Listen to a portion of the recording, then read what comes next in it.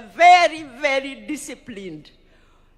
When he was a lecturer at the University of Nairobi, and also later when he was a director with Kenya Bureau of Standards, staying in his house was a nightmare. He would wake us up at 4 a.m. No matter what time he went to sleep, there would be a commotion. He's already going to take his morning jog and maybe take the dog also for jogging.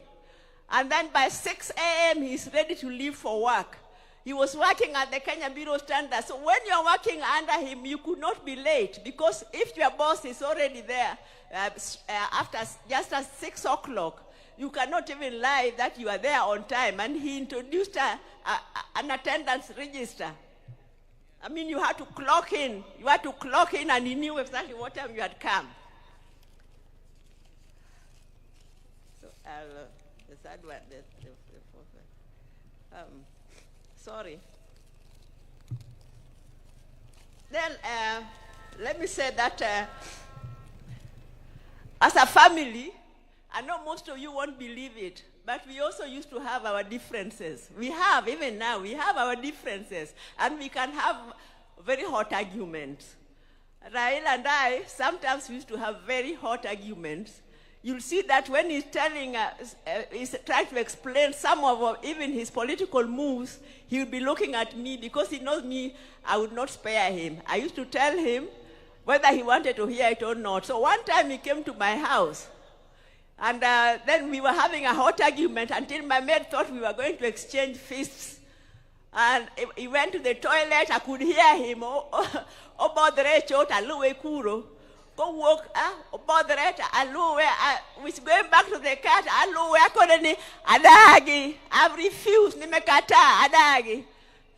then you can't believe it, that the following day, we were talking on the phone, laughing as if nothing had happened. That's the way he was. He was magnanimous. He was forgiving.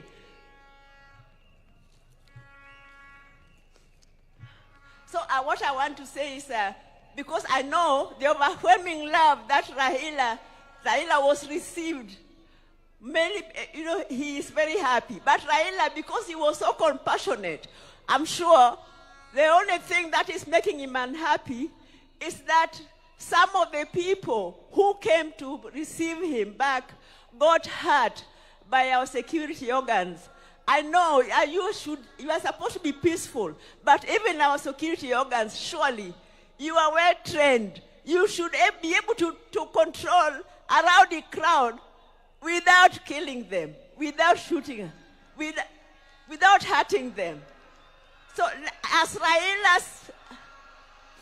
Raila's tribute and respect for Raila, let that be the last time that such a thing happens. I think that would be a befitting remembrance for Raila.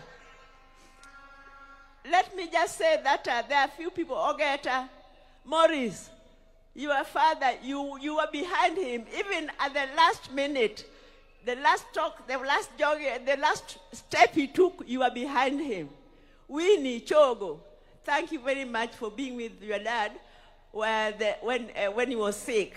As for Adhiambo Nyakamami, Ruth, I don't know what to tell you. We planned with you together that you should rush to India and take care of Raila, and you are updating me every day, several times a day, and even that last day, when you told me he had collapsed, you kept on calling me. I was the first person you called until the last minute when you called, and now you are just crying. You did not talk, you are crying. So the two of us, we just wept. We wept for the second last son of our mother, Mary. Now, Workomolondugu, Oburu, you have been guiding us very well as a father.